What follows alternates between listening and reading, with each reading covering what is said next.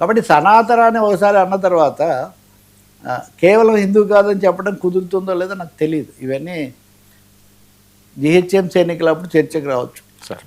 Sir Bhogapuram airport అంశం హోరాహోరీ, Jagan versus కూటమి. ఇది మళ్ళీ ఇందాకట్లాగే ఇప్పుడు ఎలా ఉంటుందంటే మంచి జరిగితే నా గొప్ప, జరగకపోతే నీ గొప్ప అన్నట్టుగా. ఇప్పుడు ప్రభుత్వం అనేది కంటిన్యూషన్ అండి.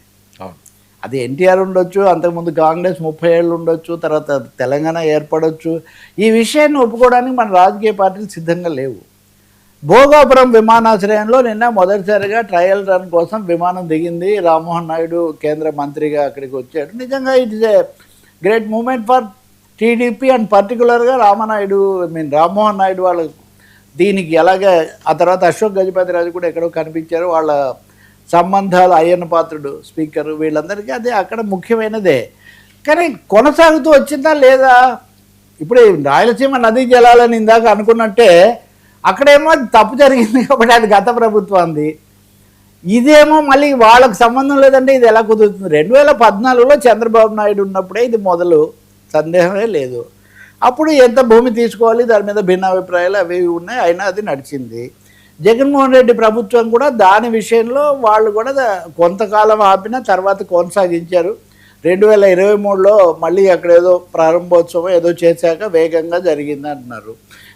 మేమున్నప్పుడే చాలా పనులు జరిగాయి, వాళ్ళు ఉన్నప్పుడు 23% జరిగాయి, మేము వచ్చాక 70% చేసామని జగన్మోహన్ రెడ్డి అంటున్నారు.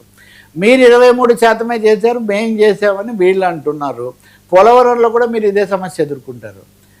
అంటే విజయానికి చాలామంది తండ్రులు ఉంటారు, ఓటమి అనాథ అంటారు. చూడండి, పోలవరం ఘనతకు ఇద్దరు క్రెడిట్ క్లెయిమ్ చేస్తారు, కానీ అక్కడ గండి పడింది లేకపోతే కృంగింది ఎవరంటే ఎవరు బాధ్యత తీసుకోరు. Bhogapuram same story.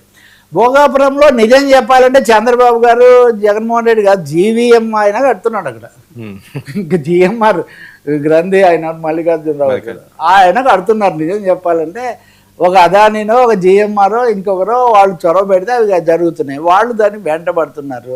ప్రభుత్వాలు ఉన్నాయి, కంటిన్యూ అయిందని చెప్పండి, దాంట్లో ఇబ్బంది ఏముంది? దానికి మళ్ళీ క్రెడిట్ వార్ ఒకరి మీద ఒకరు మొత్తం సమయం అంతా దీనికే పోతుంది. దీంతో గేమ్ చేంజర్ అని అందరూ ఒప్పుకుంటున్నారు, అది మంచిది అని ఒప్పుకుంటున్నారు. మరి ఎందుకండి? నేను ఇందాక చిన్నపిల్లలు తగాదా అన్నది అందుకే. చిన్నపిల్లలు తగాదా కాదు, ఇది పెద్ద నాయకులు తగాదా. ఇది ఎక్కడో చోట ముగించండి. ఉదయాన్నే నాకు వాకింగ్కి వెళ్ళినప్పుడు ఒక మిత్రుడు, శ్రీకాకుళం మిత్రుడు కలిసాడు. అతను ఎవరు కట్టారు, ఏ ప్రభుత్వంలో 20% ఇవి అతను ఏం మాట్లాడలా.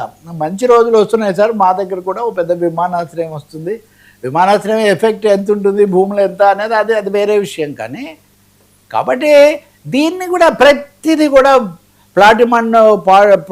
ప్లాటినం బస్సు సీటు బ్రహ్మరథం ఏదైతేనేం పోటీబడి కాటులాడ అనే విజయోత్సవాలు లేదా సంతోషంగా స్వాగతించాల్సిన సమయంలో నేనంటే నేను అదే 2 పార్టీలు ఉంటాయి, రేపు కూడా ఎన్నికల్లో పోటీ పడతాయి.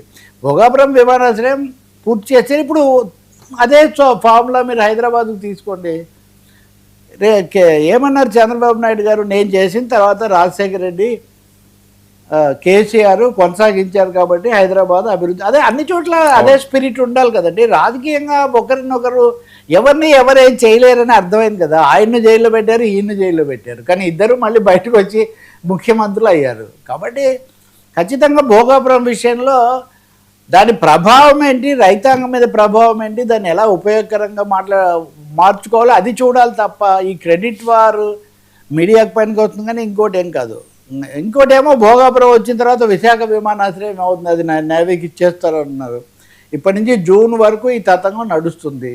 సో అక్కడ వ్యవసాయం మీద తక్కువ ప్రభావం పడేటట్టు ఎలా పూర్తి చేయాలి. ఇప్పుడు ఇక్కడ కూడా మళ్ళీ 120 ఎకరాలు మాన్సాస్ ట్రస్ట్ వాళ్ళు ఇచ్చారు, అక్కడ ఎడ్యూసిటీ ఇవన్నీ కూడా పెడతారన్నారు. ఖచ్చితంగా నాకు తెలిసి అవన్నీ కార్పొరేట్ రంగంలో ఉంటాయి, అవేం ప్రభుత్వ రంగంలో లేదా ధర్మ కళాశాలలుగా ఏమీ ఉండవు.